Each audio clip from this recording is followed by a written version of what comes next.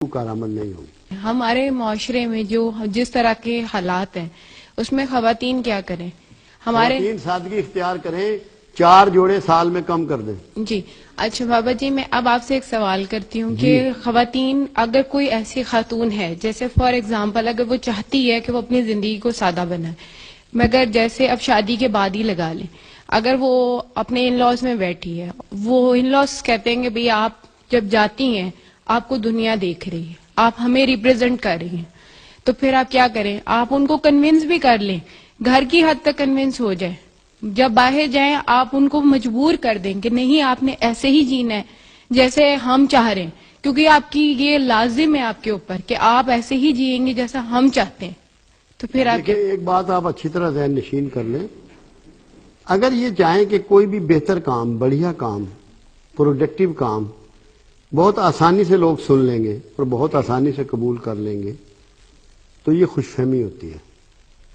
جو معاشرے میں لوگ عادی ہو چکے ہوتے ہیں وہ اس کو دین کا حصہ سمجھتے ہیں، وہ سمجھتے ہیں یہی کامیابی ہے، یہی سارا کچھ ہے، اس کے لیے تھوڑی سی کوشش کرنی پڑتی ہے۔ جب میں نے یہ چاہا نا کہ میرے گھر میں چینج آئے، تو میں نے ازواج مطہرات سے متعلقہ کتابیں لا کے اپنے گھر میں ادھر ادھر رکھ دی کہ میری بہو بھی پڑھ لے، میری بیٹی بھی پڑھ لے، میری بیوی بھی پڑھ لے۔ میں نے ان سے نہیں کہا کہ یہ پڑھو، رکھ دی۔ تو جہاں آپ چینج چاہتے ہیں، کوشش کرتے ہیں خلوص دل سے، ایسا لٹریچر پرووائڈ کر دیں بغیر جتلائے، بغیر کہے۔ فاطمہ الزہرا رضی اللہ تعالیٰ عنہ کی زندگی پہ لے آئیں، عائشہ صدیقہ رضی اللہ تعالیٰ عنہ کی زندگی پہ لے آئیں، اور جو ازواج مطہرات ہیں ان کی زندگی کیسے گزری، وہ کیسے کھاتی تھی، کیسے پیتی تھی، گھر میں کیسے، کیونکہ ہم چاہتے تو ہیں سب لوگ کہ ہمیں اللہ راضی ہو جائے، ہمیں جنت ملے، ہم ان لوگوں کے ساتھ جنت میں ہوں جن لوگوں کے میں تذکرے کر رہا ہوں۔ تو تھوڑی سی آپ کو ہمت اور محنت کرنی پڑے گی، اور کچھ نہیں۔ مثال طور پہ آپ کو اگر یہ فیس کرنا پڑتا ہے، انہیں کہیں جی بابا جی کا آج کا لیکچر سن لے، آپ کی مہربانی، کوئی وجہ نہیں ہے۔ میرا یہ ایمان ہے، جب تک سورج نیا طلوع ہو رہا ہے اس کا مطلب ہے کہ اللہ یہ جانتا ہے کہ کرنیں پھوٹیں گی، کرنیں پھیلیں گی، تبدیلی آئے گی، لوگ اچھی بات کو قبول کریں گے، اس پہ عمل شروع کریں گے، مگر کرنے والوں کو تھوڑی سی جستجو کرنی پڑے گی۔ وہ آپ سو جائیں اور کام ہو جائے، یہ نہیں ہوگا، یہ غیر فطری بات ہے۔ جب پیغمبروں کو جدوجہد کرنی پڑتی ہے اور پتھر کھانے پڑتے ہیں اور جنگیں لڑنی پڑتی ہیں، ہمیں اور آپ کو بھی ایفرٹس کرنی پڑیں گی، تھوڑی سی ہمت کرنی پڑے گی، کیونکہ معاوضہ اس کا بہت بڑا ہے۔ آج کل ہم لوگ اتنے کمپلیکسڈ ہو گئے ہیں کہ برانڈ کے چکر میں پڑے ہوئے ہیں سارے لوگ۔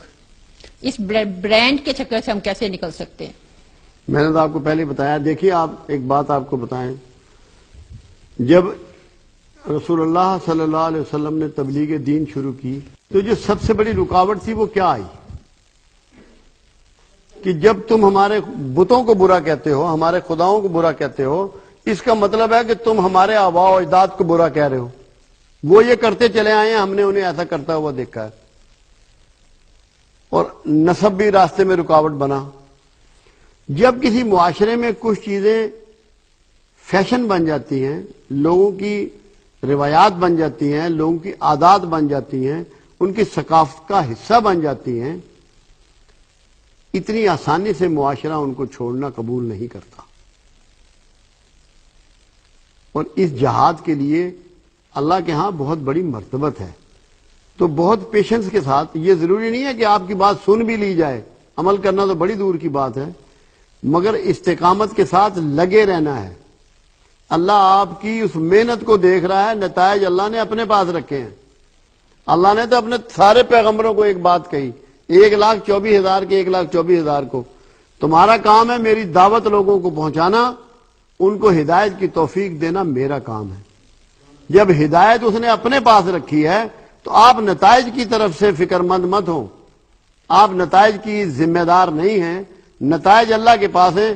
آپ کی نیت امت میں، ملک میں بہتری کی ہونی چاہیے، اخلاص ہونا چاہیے، آپ کو اپنی ایفرٹس کرنی ہے اپنے اللہ کو راضی کرنے کے لیے، وہ آپ کی اللہ کے ہاں نوٹس ہو جائے گی جب آپ میں خلوص نیت ہوگا۔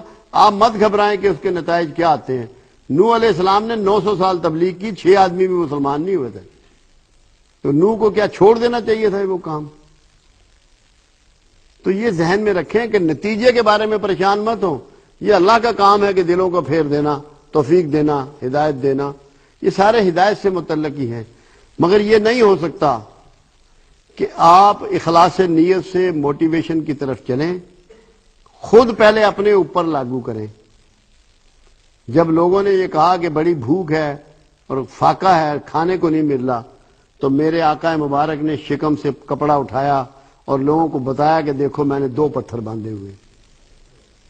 تو آپ تو خود اڈاپٹ نہ کریں ان صحیح راستوں کو، دوسروں کو نصیحت کریں، اس سے بڑی منافقت نہیں ہوتی، اسی لیے اس کے نتائج نہیں آتے. تو جب آپ اخلاص نیت سے خود عمل کر کے، پہل کر کے شروع کریں گے، اللہ آپ کا حامی و ناصر